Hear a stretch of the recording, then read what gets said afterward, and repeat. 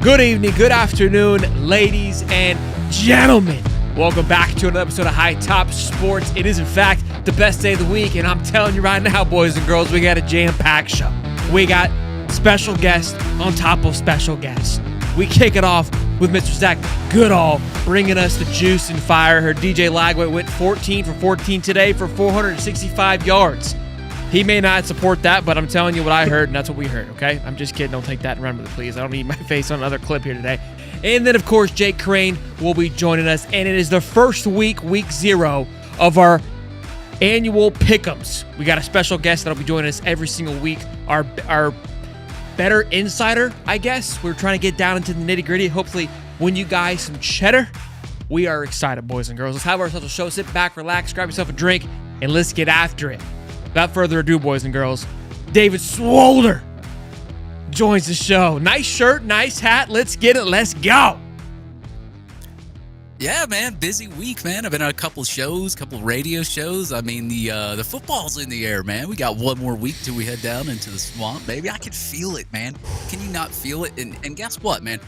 I have to give a shout out to these guys at University Traditions, man. They sent me out this hat. They actually sent me out both hats that they were selling here. It's a nice little, this little white little that we're gonna be giving away. So shout out to you. We will be. We're gonna be giving away in 2 weeks' time at the High Top Sports tailgate. We'll talk more about that later on in the show. The details, the time. We're gonna be there all day long, having a good time. The wife will be there. Come by, say hey.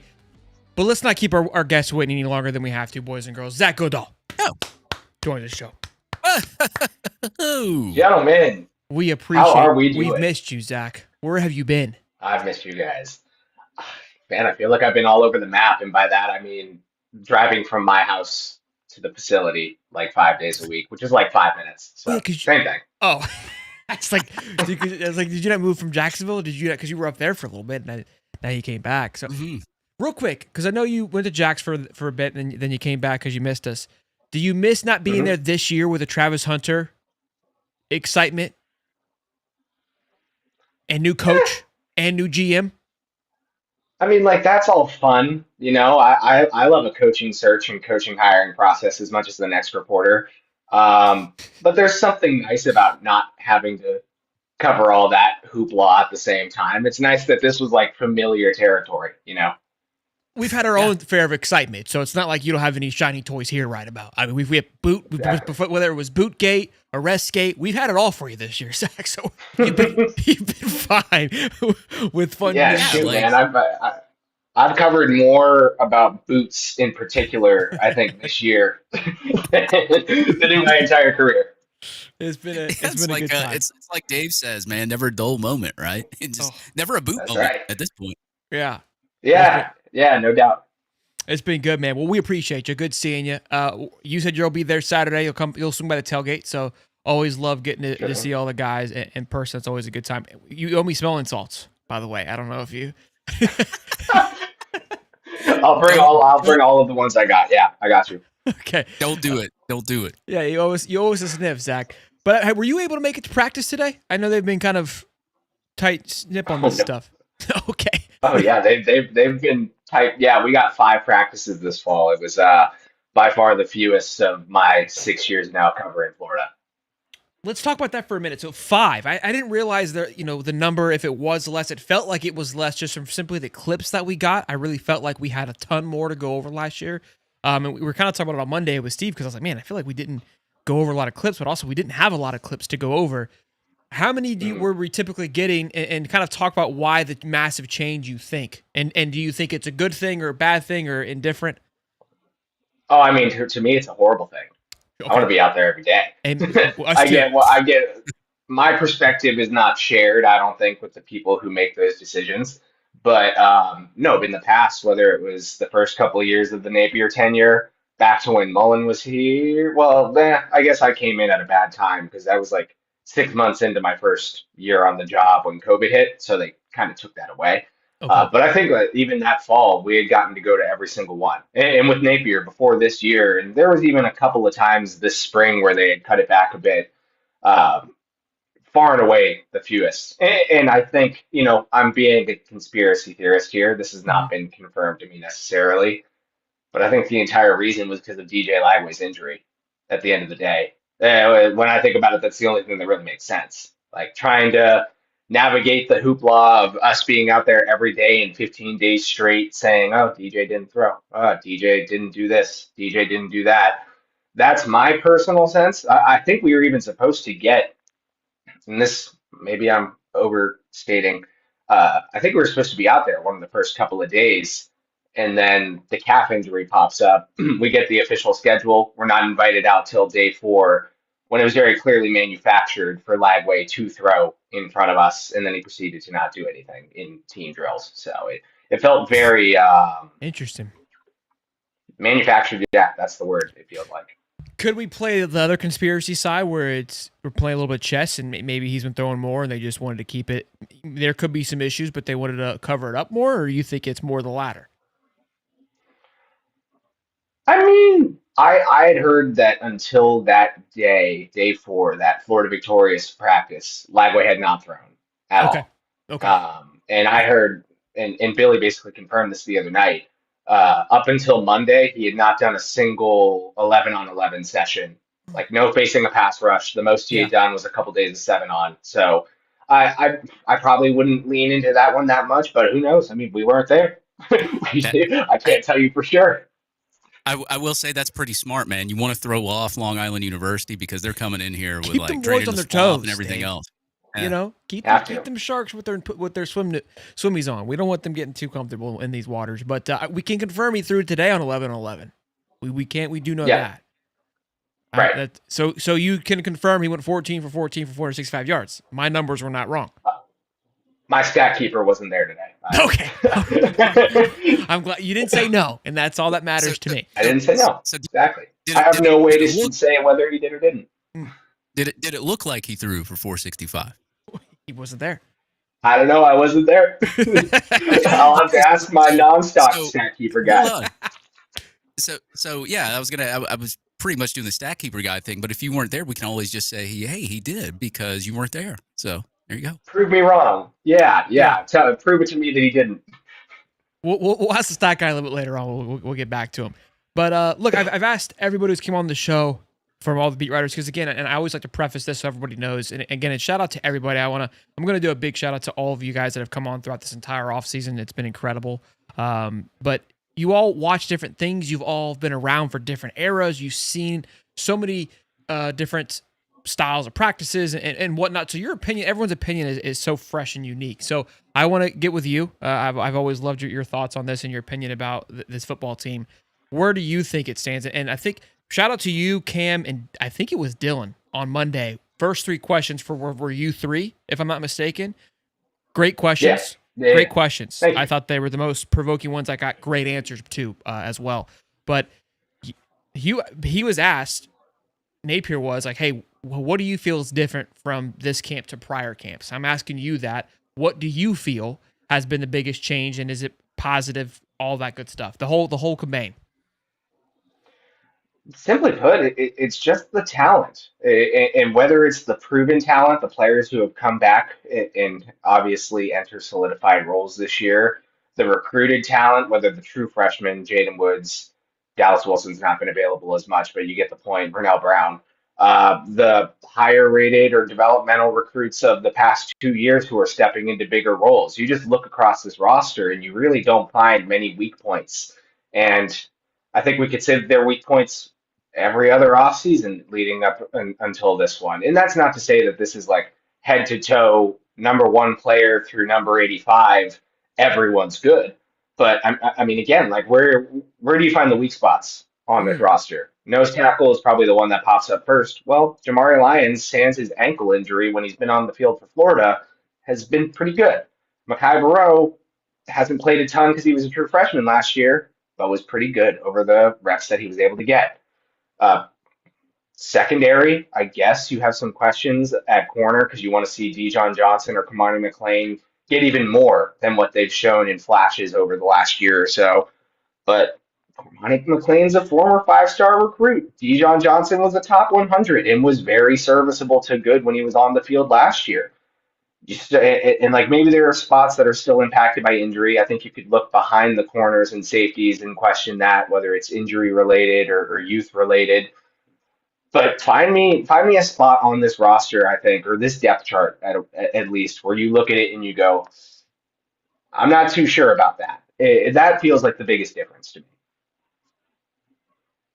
Well, again, I think we've all kind of been talking about there isn't too many loose ends, and that's where the expectations are at an all-time high heading into this season, as they should be. I think that Napier has leaned into that of, look, that we don't have there's no more my bad is what we talked about on Monday, or excuses, if you will, heading into the season. I mean, we've done everything that we can. And we're going to talk a little bit more.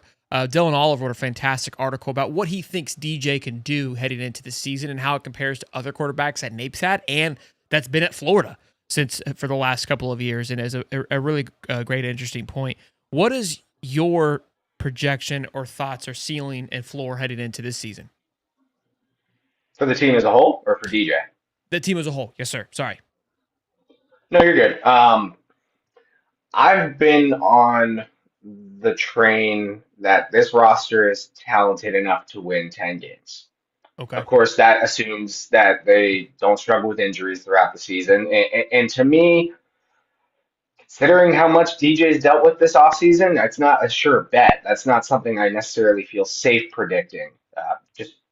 It's been injury after injury. And again, his first set of pass rush reps came 12 days before the season. So it's hard to bank on it. But in that vacuum where DJ plays the whole season through, they don't get dinged up or dealt with major injuries at several different spots. This roster to me is a 10-win plus roster, college football playoff contender or close to it.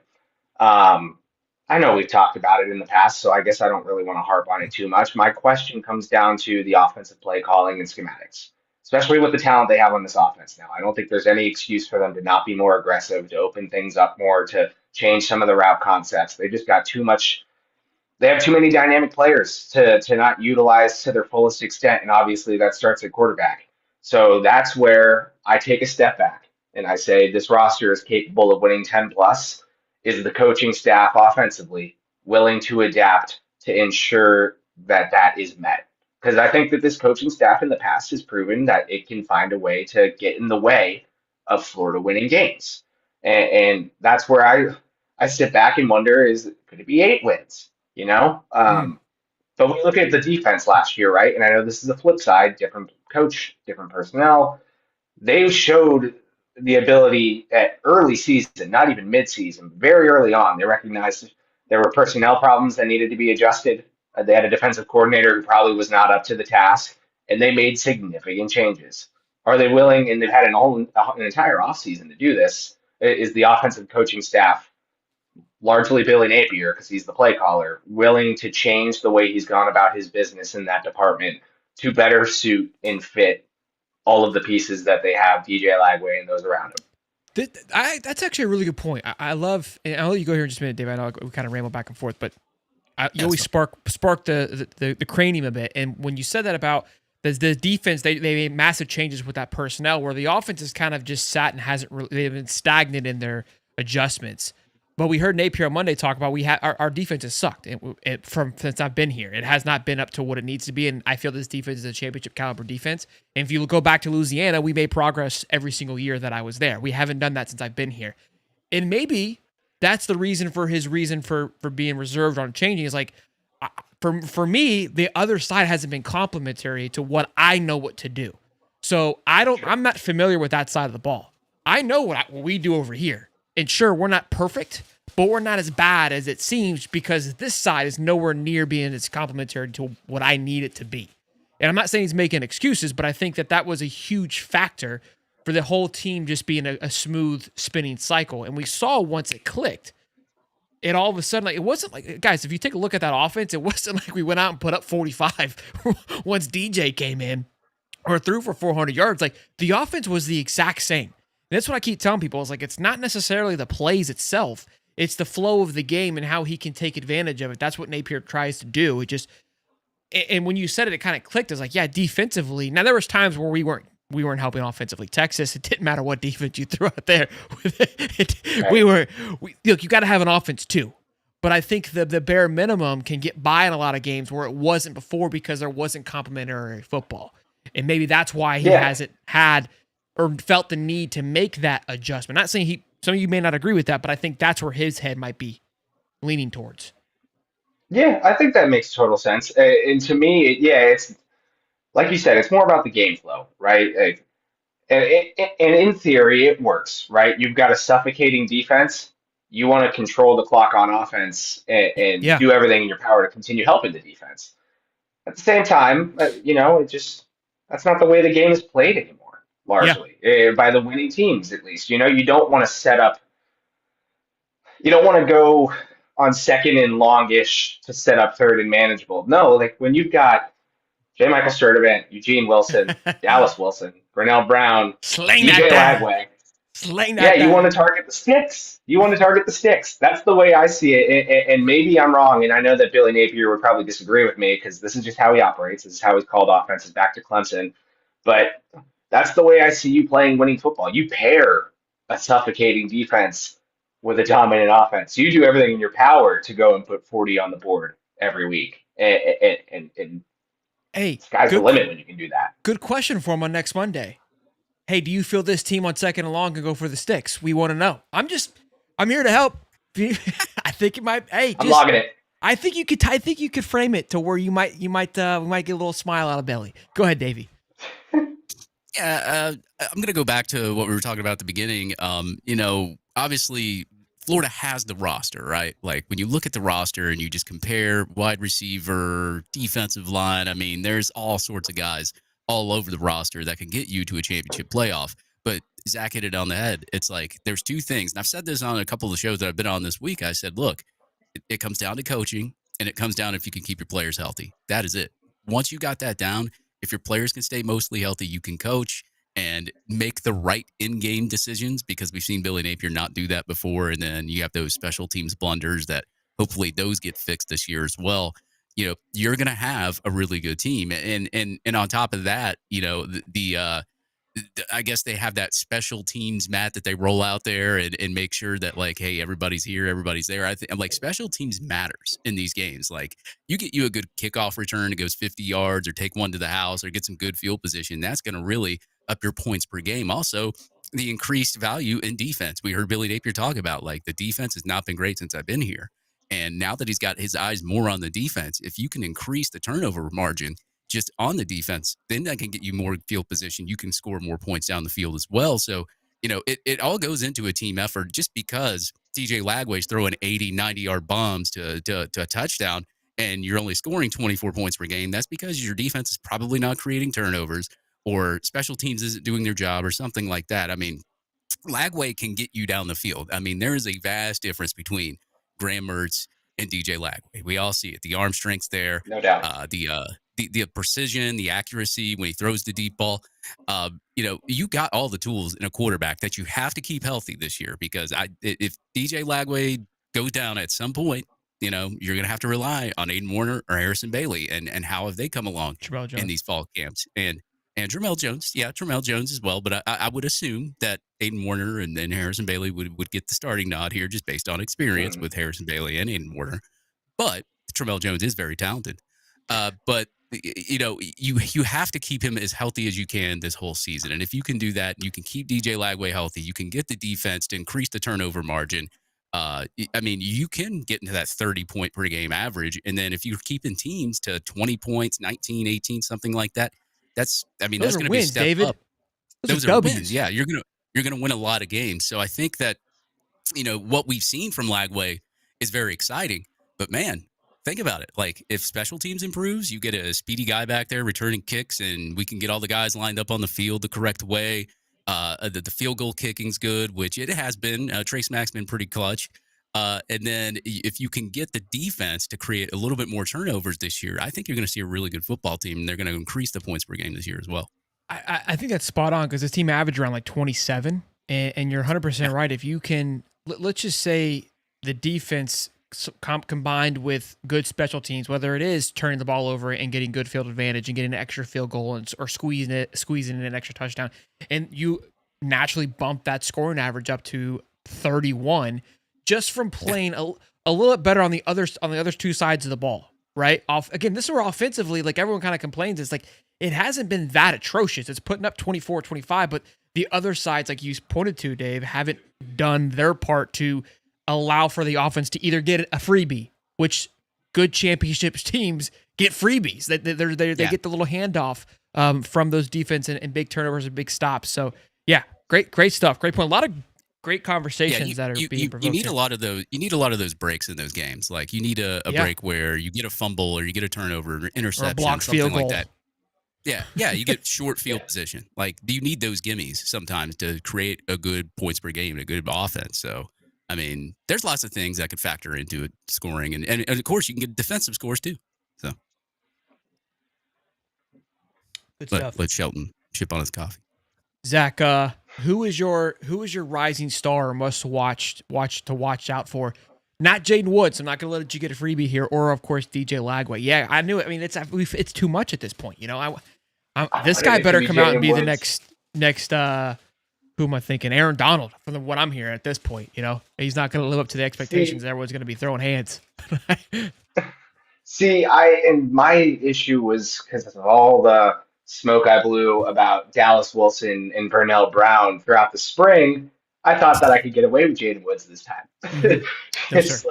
But no, I mean, shoot, if I'm not going to go with those three, I still want to go with Dallas Wilson. I mean, like, he's got the injury right now, but man, I think that this guy is the truth. I really do. Special? And I think so. I think that Florida, in my opinion, has had one X prototype receiver on its roster the last 3 years. It's Khalil Jackson. And he's yet to really prove himself as the most productive player. Now, of course, he's had his injury share and he's a converted quarterback. But when I look at it now, Dallas Wilson is the prototype X receiver that Florida has been looking for. He's got the athleticism. He's got the ability to separate. His route tree is sharp for an 18, maybe 19-year-old at this point. He came in at 209. I think he got up to like 219 and then cut back down to 213. So all of these strides that you hear of these veteran players making in the workout program, he did a very similar thing this offseason. He has refined himself and I'm sure improved his explosion and speed to go along with what he already had. He's lengthy. He can go out and make contested grabs to pair with his sharp route running. Like, I think you can play him at more than the X, but when you look at someone that you want to be, I'm not trying to say he's going to be Jeremiah Smith. Okay, I'm not. I promise. I love that you're saying this. I keep saying this, and people get mad at me, but you're not wrong for your comment. Yeah, what I more so mean is when you're looking for that type of receiver, that's what Jeremiah Smith is, right? I mean, he's an anomaly at 6'5", but you think of a Mike Evans style of player when you think of a prototype X. And I think that that's the type of receiver that Dallas is. And again, that's something Florida's offense has been lacking. And you pair that with a quarterback who can throw the deep ball not only just far and fast, but with precision, with touch. That's the type of receiver who benefits the most from that. So to me, this is an absolute dream pairing when you put DJ Lagway together with Dallas Wilson. What's a cool thing that we talked a little bit, but people may not be thinking, is you went and watched Pro Bowl last year. So I think your perception of this is much different than other people because you can get in this world and you're comparing apples to apples, right? In the sense of college to college and just that, but you're able to see a mass transition. In a way, my reason for saying this is like, hey, from seeing what a pro team, offense, practice, player, all of that looked like, who on this team gave you that vibe? How'd these practices look in comparison of just the formality, the structure, and how was it? Did it feel more seamless like an NFL practice does? Like, give me some comparisons on that. I wish we got more than 12 minutes a day to see these practices because I would be there. It's a good question, right? Just not enough data behind it. It is, yeah. Because there's I think the easiest way for me to look at it again with especially how limited it is for us, but like in an NFL practice, there's no wasted time. There's no wasted movement. They're not allowing guys to, in the heat of Jacksonville in early to mid July, sure, they're like designated water breaks, but like when you're out there and your helmet's on, you're not just standing around. You're moving at all times. And I think even beyond before this year, Billy Napier's done a pretty good job of that. They've got those million staffers, interns out there to make sure that drills are set up before the drills start. Players always know where they're going to be going and they have to run to get there and they immediately start go, go, go, go, go, move to the next one. And to me, that's a professional approach, without a doubt. Again, it comes down to they get what, an hour 45, 2 hours when they're practicing. This year for fall camp, I think they had two more practices than they typically have because they cut each one by 15 minutes to create those hours for two more. And you can tell that there's not a wasted minute out there. And I'm sure that most programs are trying to do the same thing, especially with bigger budgets to fund better staffs. But that's something that you want to see, right? It eliminates any sort of lackadaisicalness, if that makes sense. And that's Sure. ultimately what the pro business is about. You can't have that. Yeah, so let me ask you this, Zach. Like, so from when you obviously you went to cover the NFL for a little bit, came back to Florida to cover Florida yet, but you were here a little bit for the Billy Napier tenure, right, when he was here at the beginning, and now you're here now. Has Right. those practices looked completely, vastly different from how you're explaining them from now? No, I think they've looked largely the same, but I would go back to my earlier point. It's the difference in talent, right? You can Right. see even Yeah. in these short media viewing windows where they're running routes on air before, it wasn't there. At least when I was here, those first two seasons, and then I got a little bit into spring camp last year before I made the move, and you could see like it just wasn't the same. Now you pair it with not only do they have this structure down, but everywhere you're looking, you're seeing like, oh, that guy made a play. Oh, this guy did that. Oh, this unit looks good. Yada yada. That's the difference to me. Is again when you look up and down this roster, and it's not to say that it's like a Texas roster in the sense that they're guaranteed like X number of first round picks over there and a 5-star backing them up type situation. But again, you just don't walk away with many questions. Like they got their five there on the offensive line. That's it. Boom, done. They've got their four deep at linebacker. That's it. Boom, done. I'm not looking for weaknesses because they're not really presenting many. Yeah. Right. Man, I love, like, I feel like we're all putting our neck out there on the line, whether it's beat writers or ourselves. We get hit with the sunshine pumper, but at this point, it's hard not to drink the Kool-Aid and be all in. And look, I think we guys got to realize, like, we're wanting the success just like everybody else. We don't coach, we don't call the plays though, so don't get mad at us. But man, we are. Billy better win some dang games because I just know how people are fired up about what they're hearing, and myself included. I know how I feel. I know what my expectations are, and to be quite honest with you, I've kind of learned how to handle losses and navigate through these these seasons the last couple of years. I'm not prepared to take a lot of L's this year. I'm gonna be quite honest with you. I'm mentally not ready to go into each show and call-in show and kind of put on a face. I'm like, no, it's gonna be tough, but. Zach, as always, man, you're such a treat, man, to come on. I love that we got into those conversations just from your perspectives and your thoughts. But tell them where they could find you, man, and keep up with your articles and all your great takes as we have this dead period for the next couple of days. Sure thing. Hey, first, appreciate you guys having me back on. I'm sorry it's taken this long to make it happen again. It will happen again soon. It's all good. Everything that I've got is over on my X page, Twitter page, Zack_Goodall, and all my stories, the ones that maybe don't get tweeted out, but certainly the ones that do, all over at swamp247.com.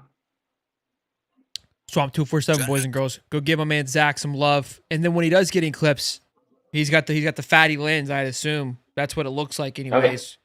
Whether people not showing you enough love for the handwork, but I love it. I love it. It's tough. Hey, you saw that one last week, though. I tried to follow the ball, and it was not my best work.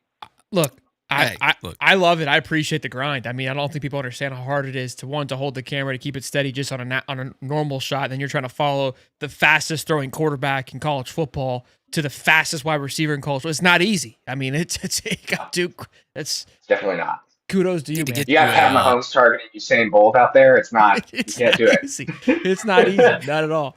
Zach, Need to get you a camera with some stabilization on it, man. I know. I'm a reporter though. I'm not a photographer. I got a budget. I got a little budget for that, but maybe next off season. We'll get you hooked up, Zach. I appreciate it, man. Be good. Go Gators, and we'll see you Saturday and 2 from now, Yeah. anyways. Appreciate you guys. I will absolutely see you out there. My man. Sweet. Go Gators, Bubba.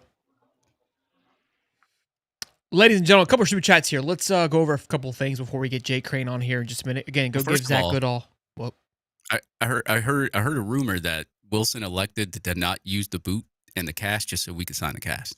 I don't know. he elected to use a cast instead of a boot so we could sign the cast. Is that what you said? Yeah. I don't know. And then sell it, put Yeah. it up for auction. I'm down. Yeah. All right, boys. Sponsorship, $5 late. I don't think we were late, were we? No. Nah. We We're were never late to the we important weren't date. late. We weren't late. $2. About time, my guy. We missed you. Maybe we were late. Maybe we were. Two super chats. You know, we Wow. were late. Fashionably late? Lane change, best day of the week, baby. Let's go. $2. I think somebody was asking about where to find lane change. Dave, do you want to tell them where they can get their own lane change? Yeah, you can go to Lane Chains with a Z.bigcartel.com, or you can message Lane Chains on X, or you can message me and I'll direct you in the right area. Bang. Greg D. Whitty, $20. Sheldon Gators, #1 Sunshine Pumper. Go Gators, let's go. My man, thank you for the $20, Greg Whitty. Much love. And then my man, TM Gissy, $20. Let's go. Pardon me, good sirs, but where did Super Sexy Dave, my wife calls him, get that shirt? Just try to close the deal. Okay. It's the Super hairline, Sexy man. Dave, let's go, baby. I feel like playing like the Shawn Michaels music right now. You know, like the HBK. Show the shirt It's off, like- Dave. Where can they get that sexy thing? Sexy man? They can get this sexy thing at hightopsport.com. Shop. Just go to the shop link. I love it. While we got 2 minutes until our guy Jay gets here, we're going to give a shout out. We got 2 cool sponsors today that I'm pumped to talk about. One, we've been talking about OddsJam, but the other one, massive one. We still got to talk about the tailgate, a couple other things, but let's give a quick little shout out to OddsJam real fast. Results. People are making thousands every month betting on sports completely risk-free. The secret? They're using OddsJam. OddsJam isn't just another betting app. It's turning the entire system in your favor, and here's how. OddsJam uses a strategy called arbitrage, finding odds discrepancy across a sports book. You bet both sides, and no matter the outcome, you will profit. Here's an example. If you bet $500 on Boise State to win on FanDuel and $335 on their opponent San Francisco on DraftKings, you're guaranteed to make $50 win or lose. It's that simple. With OddsJam's mobile app, you'll get real-time alerts on these opportunities every day. People are making thousands of dollars every month, and to get you started, use the code HIGHTOP for 35% off and a 7-day free trial. I guarantee you'll profit during the trial, and if you don't, cancel with one click. No questions asked. Don't leave money on the table. Go to oddsjam.com now, use the code HIGHTOP, and start making money the smart way.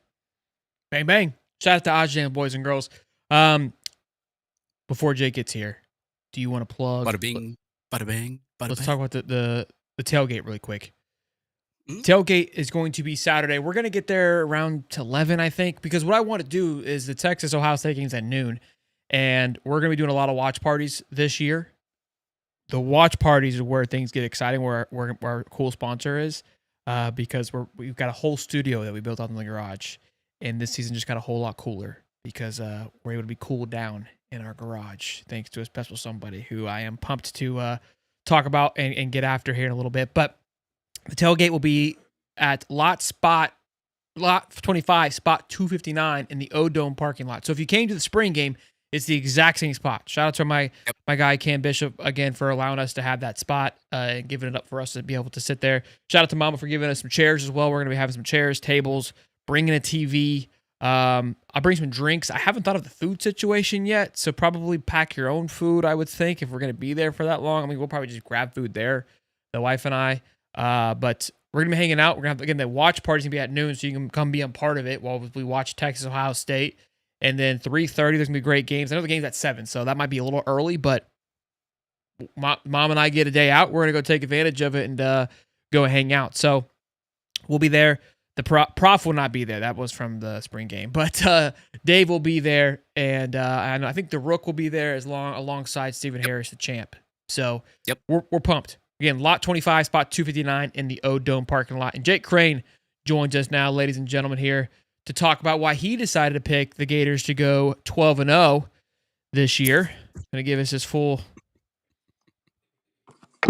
Get that thing set up. Look at it. 12-0. Aha! Can y'all hear me? Yeah, you sound great. You Voila. look good. Yeah. Thanks. But last time I was in here, I felt like Jodie Foster in Contact when she's in that machine and like she's trying to go to the other planet. I don't know if it's my connection or what, but no, yeah, it's awesome. My light in front went out, so that's why it looks like I'm about to be beamed up to a spaceship. But no, it's good to join you guys. Yeah, man, I don't know what happened. It could have been us because we had a new internet, but we didn't have any more issues afterwards. It was kind of up in the dark of whose fault it was. No, I still think it was y'all, but I mean, now I'm glad it's coming through. But it was definitely y'all. If you cut out this time, it's 100% you though. So Shelton got the news. I'll take that. I bet I don't though. I probably won't. Say, Shelton got the news of AOL going out, so he's just like, all right, I got to get new internet. So. Yeah. Oh, yeah. AOL. Boy, those are some interesting times in the chat room when the parents weren't home. I don't mean that in like a weird. I don't mean that in like a Chris Hansen way. But I mean it like when you were that age. Like, no, I get it. I get it. I remember I had a third grade girlfriend. I was pumped to go home and message her on AOL. Like nobody's about to come in here and ask me to take a seat or anything, so it's good. No. How is Ireland? Let's change the subject quick. Oh yeah. No, dog. It was fantastic. I tell you, I like Murphy's better than Guinness. I will say that. But no, it was a good trip, man. We really enjoyed it. Now, the stadium I went to watch a hurling match at, that's where they're playing the Kansas State-Iowa State game this weekend. So it's they love it over there. Do they love our version of football over there? It's because the Irish, everybody outside of Northern Ireland hates England, and so that's why they don't care about soccer, because it's an English game. Like, they told me all about it. God, they hate England. You think we hated England in like 17 whatever? They hate England, like, still. Yes, and all they do is just drink and talk about it, I'm sure, too. There's not much going on. Yeah, and then they get drunk enough to be like, we're going to rebel. Like, once every 80 years. And then one time it worked, though. I can't help but think when I think of Ireland is Shane Gillis's bit on it about just a bunch of angry. I haven't seen that. Oh, dude, it's classic. You got to look it up. It's gold. I heard that like they're very passionate about the teams over there. Like they'll beat the snot out of you in the street. Dude, look, I didn't even know what hurling was, and one of our tour guides was like, "Dog, I can get you tickets. You gotta go," because he'd been in the United States and been to a college football game, and he's like, "You gotta go, just see what you think about it." So I'm like, "All right, whatever. This is gonna be cool, but it's not gonna be." Dude, we're walking to the stadium, and there's like gangs of these people. It's Cork versus Dublin, and there's like gangs of these people at pubs, like screaming the chants. It was, and dude, there was like I think 80,000 people there to watch it. It was like a semifinal game. It was awesome. But what is hurling? Dude, it's like a mixture of baseball and soccer and football. Like they run around with a ball and a paddle, and they're in pads, and you can throw up the ball and hit it through the uprights for 1 point. But there's a goalie, you can hit it past the goalie for 3 points. Oh, it's Quidditch. No, it was cool, dude. It was a cool sport. It's Quidditch. It's what it is. Quidditch without the broom, yes, basically. Yeah. Because I don't know if your viewers know, but nobody's really flying around on a broom. That's not like a real thing. Well, thanks for ruining that for that. Why don't you tell them Santa's not real too, Jake? My goodness. Just ruin everything. Listen, look, even in Ireland, they can't find the magic to do it. So. That's true. Oh, man, that's good stuff. Yeah, Conor McGregor is really, I think, spitting image of what Ireland is. Same size and same testosterone. Yeah. Maybe not as aggressive. A little bit nicer. No, I mean, look, they got... those people drink too. Like they drink like it's like it'll be hot outside and they're drinking Guinness. Like it's like they. It's hydrating. Drink. Yeah, it's their Gatorade. Yeah, it's their everything. For sure. Yeah. Well, good stuff, man. But you dropped your predictions. The boys got together and talked about Florida. You guys have been crushing those. And so talk to us. How we feeling about this team, man? I know you've been optimistic about it. We had you on earlier this year. Yeah. But I know I want to talk more kind of. 9-3, 10-2, I think is a lot of people's prediction. What do you feel is going to be their biggest weakness for you?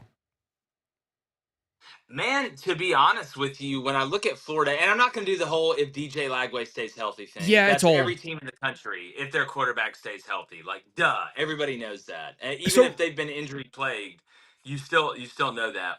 If I would say weakness, And obviously, I don't mean like it's the weakest in the league or like it's even bad. But the reason I like Florida so much is because of the line of scrimmage on both sides of the ball. I think this is Billy's best team when you look at the offensive line and the defensive line. I think both units, this is what I said on Feinbaum, was I think both units could be top 10 in the country at the end of the day. And if the line of scrimmage is good, that's when all your ornaments on the tree can go ball, right? Like Dallas Wilson, like Eugene, like Jaden Ball, and some of the weapons that y'all have, if you take care of things up front and even on defense. But I would say secondary, maybe, because I think your front seven's really good. I don't think the secondary's bad, but I don't think it's as good as the front seven when you look at depth across the board. So I guess Yep. I would call that the weakness of a really good team, even though it's going to be stronger than probably 70% of other teams. So I would say secondary. Yeah. I mean, I agree with that, man. I like with across the board, like the offensive line, the defensive line, you can compete with just some of the best in the country, but also at the same time, I've said it even here on this show. I was just like, hey, I'm worried more about like cornerback safety, but if your D line is playing like it's supposed to be playing, that's going to help those guys out anyway. So I mean, Well, like, as a former DB coach for 6 years, I would yeah, even as a DB coach, I would much rather have an elite defensive line and an okay secondary than an okay D line and an elite secondary, because you can only yep, cover people for so long, and it takes a little bit of the timing, obviously, out of the route concepts and the route trees that are going to get run against you, and puts the quarterback in a disadvantageous situation. But I mean, with this Florida team, I mean, ask me to pick a weakness is like, does Sydney Sweeney have ugly feet? Like, I don't. It's just Hey, tough. that's Like, what, she's got like good. it's Hey, she's got good genes. You know what I'm saying? So I think she does. I mean, she does. Maybe until you get to the feet. But listen, nobody really cares. That's because everything else is great. I'd rather have an elite everything else and okay feet than elite feet and okay everything else. Jay Crain just I'm said the gonna, Florida Gators or Sydney Sweeney. I think we are good here. I think the Well, I mean, yeah, I'm talking about if we're yeah. looking no, for no, a no, no. You weakness said off it. something that I think's really. No, God, my wife's gonna kill me. I hope she doesn't see this. That was the worst. I don't think she's Hey, tuning in to High Top And on we're Wednesday, live Jake. too. We're live hey, on the air, aren't we? We're live. We're her favorite show. We're her favorite show yeah, for sure on Wednesday. Yeah. it's Well, okay. I've been meaning We to already talk to her about that. we already had a comment that called me sexy on here. If my wife saw that, she'd be like, "Who said that?" Well, Yeah. I mean, that's somebody calling you sexy, not you talking about Sydney Sweeney. So That's true. That is true. I mean, just got to like, keep her I mean, busy for about a day and a half. somebody can't get this hairline anywhere else, you know. Oh my goodness, this is great. All Look, right, so look, I mean, Florida Gators, Sydney Sweeney, that's perfect. But and again, that's where the excitement for me on this team is. I think there's obviously a ton of expectations, and the cornerback room. The reason why I think a lot of people are worried about it or saying that it is a soft spot is more just because of the lack of play. It's not talent. I mean, Devin Moore, Dejon Johnson, Kamani McClain, all top tier recruits when coming out, and all three of them have healthy playing time, maybe outside of Kamani, but he came in some big games. You guys talked about the 4-game stretch today on the show, or I saw the show today, but I think it came out a couple days yeah. ago. Yeah. What game to you is in your opinion, the most important game for Florida to win based on where it is in the schedule, and then the least important? Man, I'll tell you the one I think it's the most important to win is the Miami game early in the year. I know you asked me about the stretch, but you talk about momentum, and I know the way Florida finished last year. I get it. That's the reason why Billy's still there and why there's optimism and this and that. But getting off to a good start this season and doing it by avenging what happened last year in the swamp, to me sets the tone for the rest of the season. See, I got y'all going down there and winning, which I think would give a lot of momentum. It's why I have you, beating Georgia in the cocktail party. I think that's going to set the tone that this Florida team, who went through struggling early in the season last year, and a lot of that core group is back, and it's really hard, going through that one time, it makes your prep in the preseason a lot more focused and efficient because you understand what happens if you don't do well early. And then you look at the rest of your schedule. I think Florida's in that group of 9-3 teams that possibly could get in, but you lose that game to Miami, now you've really put yourself behind the 8 ball with the rest of that schedule. So the least, there is not a least important game. Not when you're in a position where you feel like you have a team that can make the playoff. That's why I keep saying, don't overlook South Florida. It doesn't matter who you're playing. Saban used to say this all the time, and I used to try and get my guys to understand this and it's the hardest part of coaching, I think, is that it is not about who you're playing.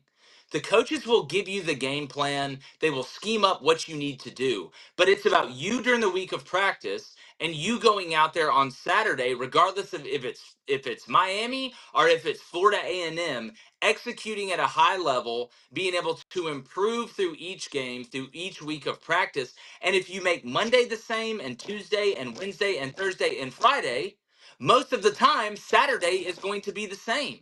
And that's the culture you want to instill. It's not about them. It's about us. Because if we do what we're supposed to do, we're going to have a really, really good chance to win the game. So, least important, I don't believe that's a Rat thing. I poison. don't think Billy. Rat Say it poison. again. Rat poison. Rat poison. Yeah, but like again, if you get into and as a fan, you can get away with it, right? Like as Yeah. a fan, even as somebody in the media, we can get away with saying it. But in that locker room and in that program, that thought can never enter your mind. And because if it does, that's when you start playing down to your opponent. That's when you start not getting the most out of the week of prep going into a game. And that's how a team like Georgia Southern comes into the swamp and embarrasses you. That's how that stuff happens.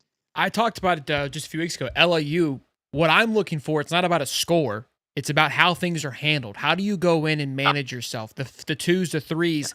Does this team look like a championship team? You should go in with the mindset with the end in mind, starting versus LIU. It's not a scrimmage. It's not this. You go in, and when you're asked to go in, you go and play 1,000 miles an hour, and then when you're out, you're out.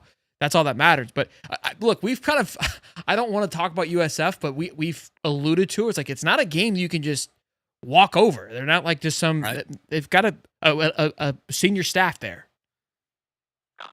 Well, look, I'll tell you, I clinicked with Alex Golish. He's a really good guy when he was at Iowa State. He's a really good guy. He's a really good coach. Hang on, you're cutting out. You're cutting out a little bit, Jack or Jake. You sound like a robot. I can hear that too coming on this. I don't know why it's doing that. You want to hop out and hop back in? But, let me. You want me to back out and come back in? Yeah, I can't hear you. Yeah, it's definitely him. Yeah, I think. I was about to say. It sounded like. It sounded like his audio started to just kind of sputter. Now, very weird. I don't know what. Yeah, really weird. Technical difficulty. You good now? I don't know why it's still doing it. This is what I did last time. Can y'all hear me? Yeah, it still sounds like doo-doo though. Dog, bro. Like I don't know what's going on. Like I don't get it. I don't understand. But no, look, South Florida, they have quality athletes. I can't hear it. You sound like it's straight poop. I don't know, guys. I don't know. I'm glad it wasn't me though. We can settle the debate. Just bang on the laptop, man. Yeah, hold the phone up, maybe. Dang it, bro! Every time we get rolling, hey, it's always Jake, man. It's always with Jake. Yeah, I'm glad it wasn't us. Yeah. We're off the hook. We're off the hook. Maybe Jake's rebooting. I don't know. That work?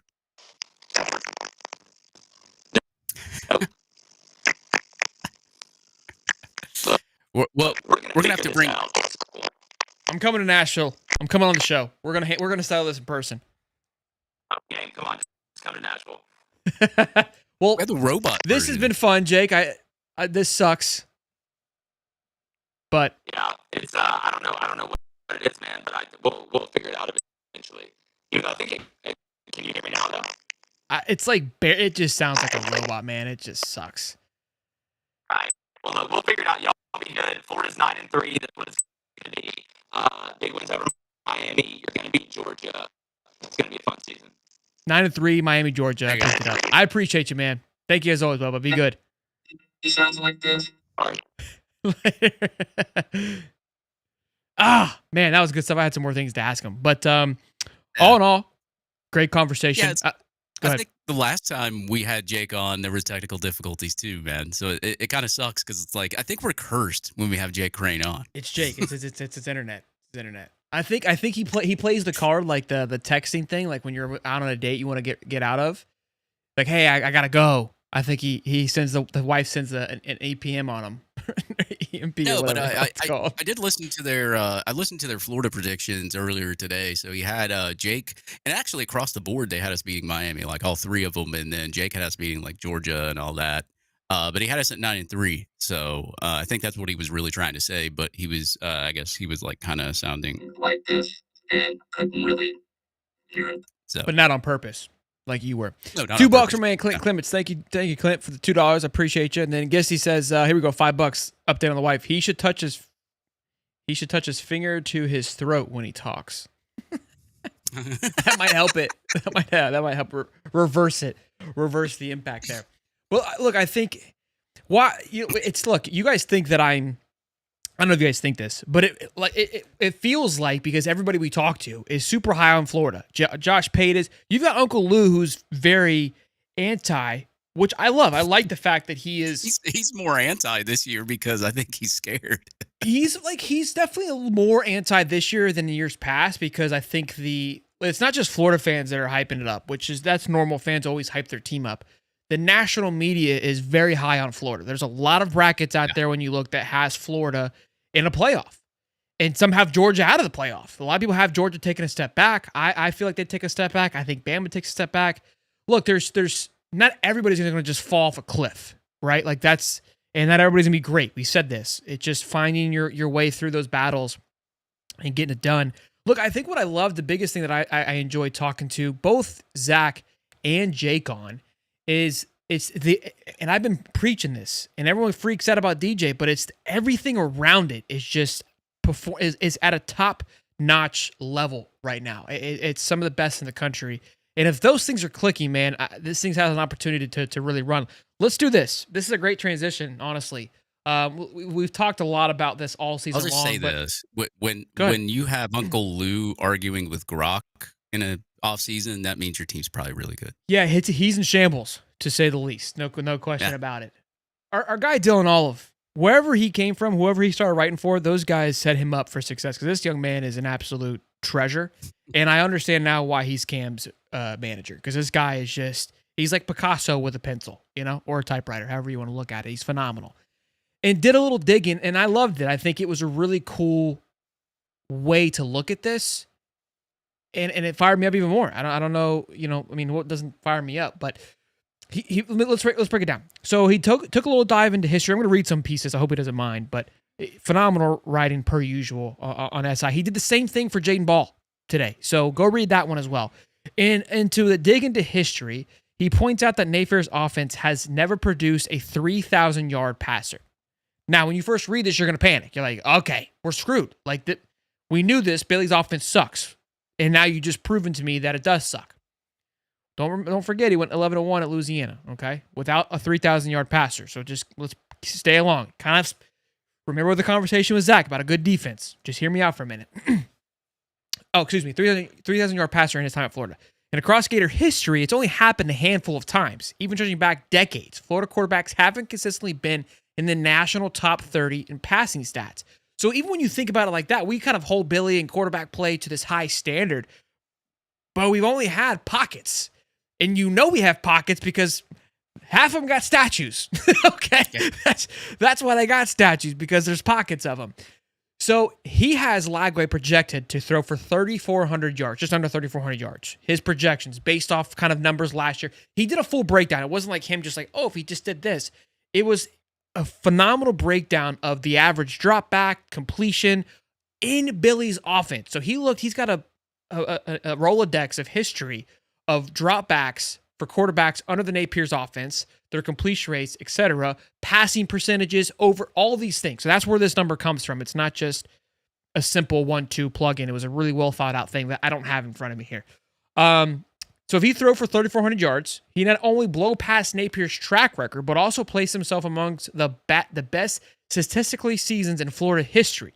The article, and then that's a big one on him. So when you think about it like that, the guy threw for 2,000 yards in 6 games last year. So all he's saying he's got to do is throw for another 1,300 in 6 more games. What's the math on that? Not many. That's 200 yards a game. He played sparingly in some of the games, like A&M. He came in late. Kentucky played pretty much all the way through. So we'll call it 7.5. We'll call it 7.5. You got to think though, if he had the whole game, that thing is close to probably 28, 27. If he played the whole game. Those other If ones. he played the whole game and the ones that he was in. So his other thing is efficiency. So his 10.2 yards per attempt ranked him second nationally in his projection. That's where he thinks he can go as well. Obviously, even his impact on the ground, we haven't even talked about as well. Now, the one thing he did also project him, let me break down what he did project him. So his projections for this season are 333 attempts with 3,400 yards of passing, 21 touchdowns, and 12 interceptions. So the 12 interceptions is the biggest concern, the warning signs that DJ has shown and what the projections show that he could do. But obviously, that's something that he's obviously worked on and can improve on. So if you improve on that by a small margin, we're cooking with gas here. The biggest factor of all of this, again, his completion percentage projected to be 63.4, which is above SEC average. I think he threw for 59 last year. Was his? Yeah, it was 58.7 per PFF. And then he also talked about, making the Heisman. We talked this on Monday because let's say he doesn't play for all of LIU. Is he going to get to that 4,000 mark? Well, Dylan Gabriel made the finalist with 3,200 yards, 24 touchdowns, and 6 interceptions. I said this on Monday. I go, if he's over 3,000 yards, he's in the conversation because there's going to be plenty of games and plenty of moments that put him in that conversation. And so that's what he was also backing up as well with this comment. But the biggest takeaway that I got from this article was kind of what we've been talking about tonight, which I didn't even intend on it happening, but it's like, look, this team doesn't have to do anything spectacular. DJ doesn't have to go out there and be what we all want, what we all know, and we all think he can be. If he just stays on par for what he was doing last year, and think about what he was doing last year, he's injured. We still had some struggles in other areas. I mean, we're going to the back half of the season, and he was still doing incredible things, fully healthy, a more, I would say, in-tune offensive line, a more experienced back. I mean, he had a true freshman running back. I would argue you can't say more experienced line, but I would say a more experienced wide receiver room, but a more weaponized wide receiver room. That's another factor, right? And I got to thinking, I was like, look, if why didn't these other quarterbacks have this success? I think it's more just down to making the decisions. And I meant to ask that, this is what I wanted to ask Jake, being more of that football mind of, do you think that it was never the offense, but just the guy in the offense not willing to take it to the next level, to not find the holes that it needed to be successful? That question will go unanswered. I don't know, but that's really what it's kind of ramping up to look like, in my opinion. Yeah, I mean, I saw what Dylan posted, and not insulting him because that was a great. What he did was a great breakdown, but I think Lagway can go even further than that. I mean, okay, so let me backtrack that too as well, because Billy Napier, they love to run the football in his offense, right? So it doesn't really give the quarterback that many attempts to throw the football, but we saw what Lagway did in the small amounts of time that he had been throwing. I mean, this guy had the best PFF grade in the nation of 20 plus passes or more. And I think a lot of people are saying, okay, well, he needs to work on these short passes, these slants, whatever. And some of these games, he didn't even have to do that. I mean, you go back to LSU. I mean, like he threw chunk 20-yard, 15-yard plays. But like, I mean, this guy, like, I think it was to Shamir DK, had the football, released it right away, already knew it was going accurately to Shamir DK. And the thing is like, you can throw deep all day as long as those wide receivers are ahead of those DBs or they're wide open and you're accurate. And DJ Lagway has shown that he has touch on his balls. He is very accurate with the deep ball. And you have the weapons. I think talent for talent, you could probably say that this wide receiver room is probably some of the best wide receivers in the nation. I think you could compete with any team right now, talent-wise, with the wide receivers that you got on your roster. So I think with the weapons, even though Billy Napier likes to run the football, and I think that's why Dylan had it like 33 or something like that. So, I mean, I completely understand that, especially if you're going to predict both running backs to go 700 yards. I couldn't foresee DJ Lagway passing that 3,300 mark anyway. But if I was predicting it, I think he could hit like 3,500 or even more. Now, like, let's say you make it to the SEC championship, you're going to have an extra game. You make it to a playoff, you'll have extra games there. But, you know, as far as like the regular, Yeah, the regular season goes. I mean, let's go. Let's see. So Stanford, he threw for his most at 456, and he was in there for a long time, right? Stanford, we all know it, but kind of a stat padding game, right? You go to Tulane, you had 305. Kentucky, you had 259. LSU, 226. It kind of just dwindles from there. But in a lot of these games, you know, when you're running the football very well, like he did against Florida State, you don't really have to throw the football a lot, right? So that's kind of what I'm looking at too. So I think Dylan's assessment is pretty spot on. But I just think that Lagway, with the explosiveness that he has and the deep ball accuracy that he has, I think he can just go for more just based on the fact that he's really good at making those big explosive plays down the field. That is the separation factor. So, yeah, so he's never had a passer finish in the top 30 in the yards in the country and have only thrown for over 3,000 yards in a season once as a team. Okay, so as a team, they threw for over 3,000, but no individual has ever thrown for over 3,000. So he gave us the total passing average per year. So dropbacks 399, starter dropbacks 361, attempts. So that's where, again, these numbers came from, is he took the average per year. And again, 29.29 was the yards per average per year that Napier's offense usually produces. But again, this offense is built to run the football. And so that's right. what you're alluding to too. But again, if with what he's given, if DJ's just given the norm, that's what he can produce. I also think that it probably will have an uptick. I think the offense might be ran a little bit differently. I think he might throw him a few more dropbacks if he can show to do that. But this is what excites me, is like, if you keep it as vanilla as it has been, it can still be something special, because we were just talking about it with Zach. This team has averaged 28.7 per game with 45 touchdowns in a year. If you're averaging another 400 yards, right? There's your extra 4 or 5 points. That's a 2 or 3 game swing. Like, I know it sounds crazy, but like, this is where the analytics kind of get kind of fun, because that is the difference.